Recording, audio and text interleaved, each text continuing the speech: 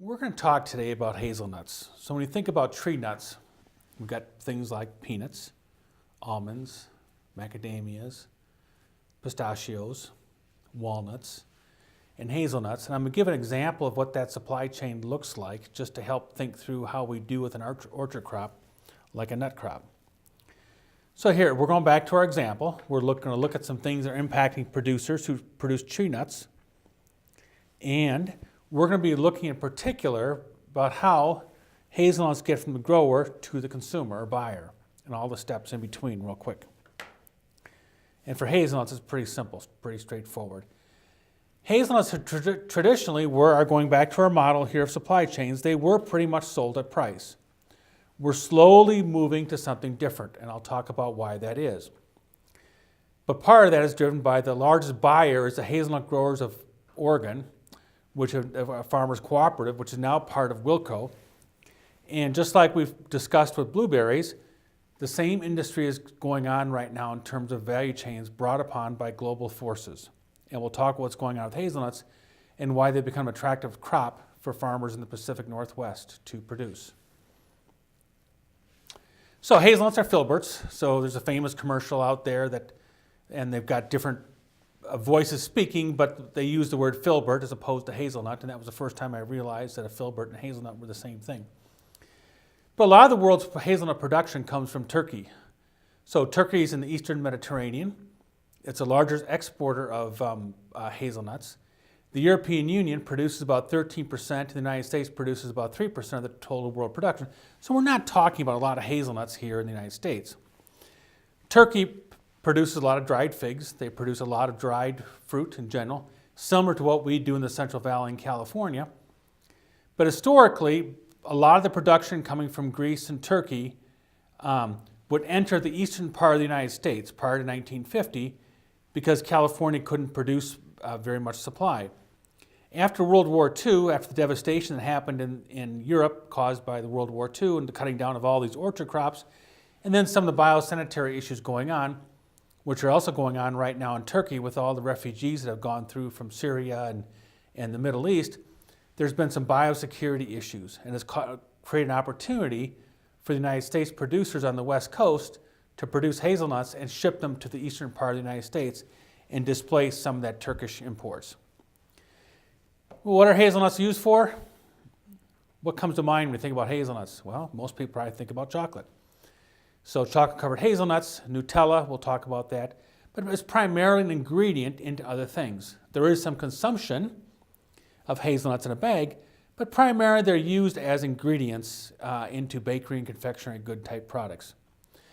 Hazelnuts are similar to apples. They're alternate bearing or biannual growth. What that means is the crop is stressed in one year, the tree produces lots of hazelnuts, and the following year the yields are lower. Now we can mitigate some of that with trimming and so forth, but like we saw with peaches and other orchard crops, you've got this almost like a saw blade effect from year to year in terms of yields. Now the United States, we pull our punches when it comes to hazelnuts because we have by far the highest yields relative to other countries in the world, and a lot of that's due to our production system. Hazelnuts are a little different. They pollinate in the wintertime. So most crops pollinate in the spring or late spring. Hazelnuts do pollinate in the wintertime. And so then the tree begins growing in the springtime. In the summer, the green nuts turn to a hazel color, which is where the name comes from. They're harvested in the fall. The hazelnuts drop to the ground, and then they bring a sweeper. They sweep them into rows and use a harvester to suck them up and pick them up, clean them out, and they're delivered to a processing facility.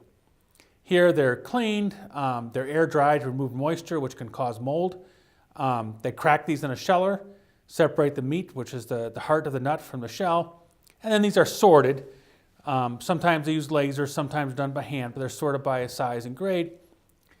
And then typically they're dry roasted to heighten the flavor, like a lot of nuts, and then they're stored until they're needed.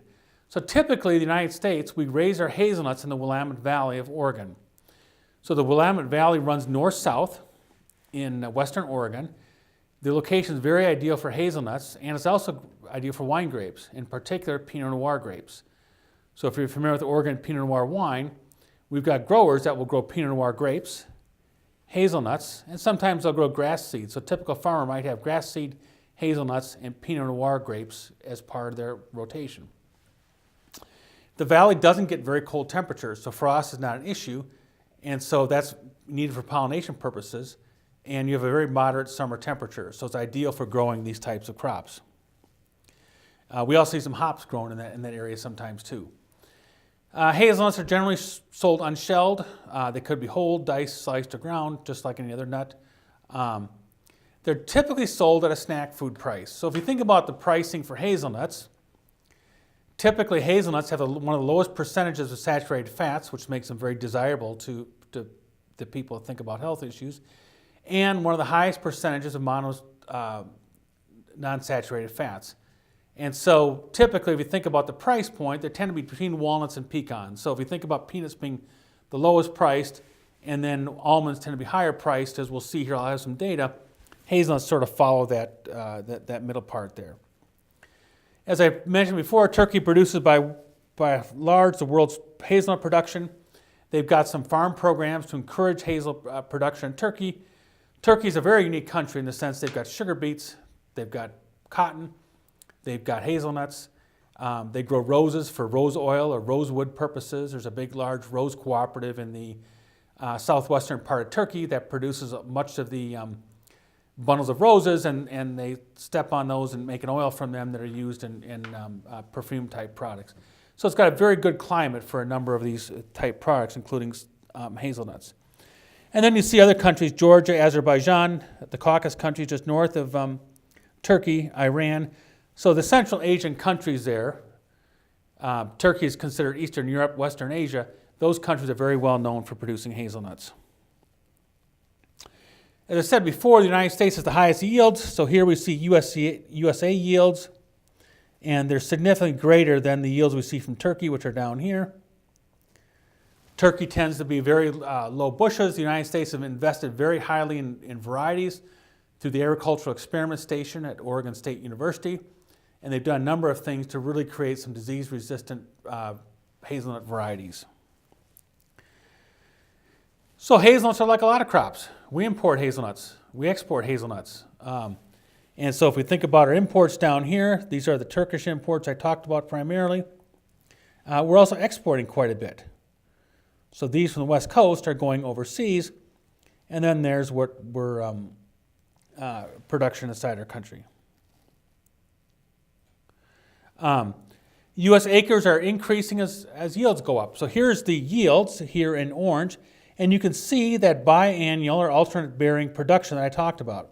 The tree is stressed in one year has high yields, the next year typically they have low yield. And so you see this saw blade effect, which you'll see in peaches and apple trees and so forth. Now again, those can be mitigated by the way you prune trees in the wintertime and then thin out the fruit in the summertime, but it's very difficult to thin the nut crop. And so that's why you see these bimodal swings in production. Here's just a simple supply curve. So I've got over here, I've got the dollars per ton and then I've got down here quantity, the yield. And I've got an almost, not quite elastic, but it's an upward sloping supply curve. So we would think typically supply curves are typically downward sloping. Remember, think about our economic model. Supply curves go this way, or demand curves go this way, and supply curves go this way. So we've got an upward sloping supply curve. But if you were to look at the last couple of years, what you would find is, if you just looked at this small sample right here, you would have an inverted supply curve. That's a short-term phenomenon. The more producers, the higher yields producers had, the higher the price they received. So typically we say that can't happen in economics, but in fact you find that phenomena sometimes in a short run, and then we overproduce, and the supply curve goes back looking the way it should be. So per capita tree nuts in the United States is increasing. So here's this is all other nuts. I've just put walnuts on here, pecans, almonds. You can see that we've increased a lot of our plant as a protein source since the mid-2000s, and there's nothing that really says that trend is slowing down in 2018. Here's the grower dollars per acre. So if I'm a nut farmer, or any farmer in general, what I'm looking for is the net dollars per bearing acre. So above variable cost, what's the cost I can get from planting something? So this gross margin is planted here. So this is dollars over here. And this is time down here. If you look at what's happened, hazelnuts in the last couple of years have jumped in profitability. Almonds by far here in green and pistachios have been among the most profitable. But if you just look at what's happened, almonds have seen an increased thing. So there's correlation between these different lines right there. But there's no doubt that tree nut has become an attractive crop for farmers to produce in Oregon and California. So what's driving a lot of this? So we have better yielding varieties, so farmers are able to produce more per acre. But really, when you think about what's driving hazelnut production, it's got the health benefits, but Nutella is a big part of it. And so as most of you probably know, Nutella is a substitute for peanut butter. We've also produced almond butter. Almond butter typically is priced about 3 times the amount of peanut butter.